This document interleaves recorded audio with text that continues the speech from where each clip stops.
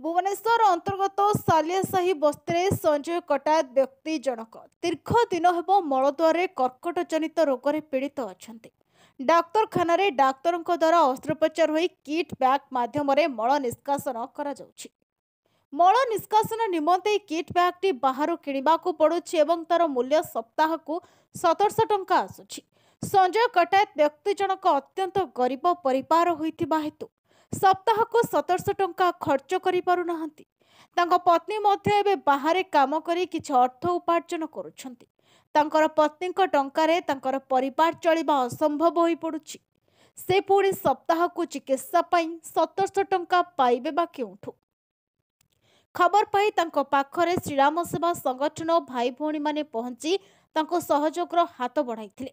एभली दुखद खबर पाई श्रीराम सेवा संगठन ओडिशार राज्य अध्यक्ष श्रीयुक्त कृतिवास पंडा एवं खोर्धा जिलार अध्यक्षा श्रीमती स्निग्धा भंज प्रथमे आलोचना करथिले एवं संगठन सहित जड़ित थिबा समस्त भाई भौणी मानकर परामर्श नै से परिवार को सहयोगर हाथ बढ़ाइबाकू निष्पत्ति नेले।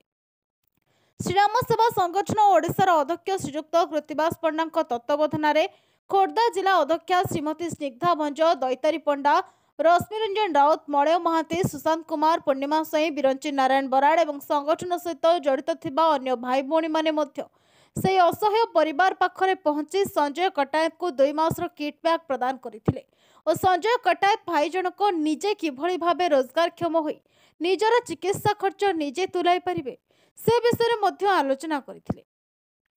श्रीराम सेवा संगठन ओडिशा रे जड़ित थिबा समस्त भाई भौणी मानकर परामर्श अनुसार संजय को कौनसी एक बेपार आरंभ करने परामर्श देथिले। एथिपय आवश्यक समस्त अर्थ संगठन बहन करिबो बोली संगठन निष्पत्ति नेछि। तेणु आगामी दिन में संजय किभली निजे रोजगारक्षम होई परिबे सेथिप्रति संगठन निश्चित भावे सहयोग करिबो। जय जगन्नाथ, जय श्रीराम। श्रीराम सेवा संगठन तरफ समस्त धन्यवाद जनाऊँ। जहाँ आम भाई मैंने आम जो मुख्य अच्छा कृतिवास पंडा से भी काली आसिक फेरिकी जाइछंती तेणु आमर जो कथाटी आम देकी आसलु जे आम एटा करूँ बोली आम जो मल द्वारा बंद हो जाए फल जो किटा दबार था सेटा आम कथा देकी जाइलु आपण मैंने भी देखी। तेणु आज आम से आशा माने पूरण करने आसीचु। तो आम तो बेसी देना तो 2 मास 2.5 मास देचु से करतु कलापर आम देखू तर सुविधाटा कौटी कले ठीक बाटे आसीपर से कथा जो इच्छा शक्ति अच्छे से किसी करेंगे से किसी करेंगे बस गोटे जगह करें परिश्रम न करें तेणु आम आम संगठन तरफ या कथा देखिए जाऊँ जदि सी करें गोटे जगह न करें आम समस्त दायित्व नहीं गोटे जगह बसईदेवु जहाँफल कि जो आम जो जिनटी आज देलु से भी निर्भर करे पड़ोनी कि घर संसार चल जेहेतु स्त्री जाऊँच बाहर कम करे से भी सी जीवेनि से सी भी बसी पारे इनकम किसी आत्मनिर्भरशील हो पारे। तेणु से आम आज कथा देखी जाऊँ जिते शीघ्र पार्टी मैडम कहले गोटे जगह देखी कहले आम किसी सहयोग करूँ दुकान पत्र जिनस पत्र सब जोगेदेव किसी से टेंशन होनी जोगेदेव से गोटे जगह बस निज निजर इनकमटा करें घर भरण पोषण करें बुझे।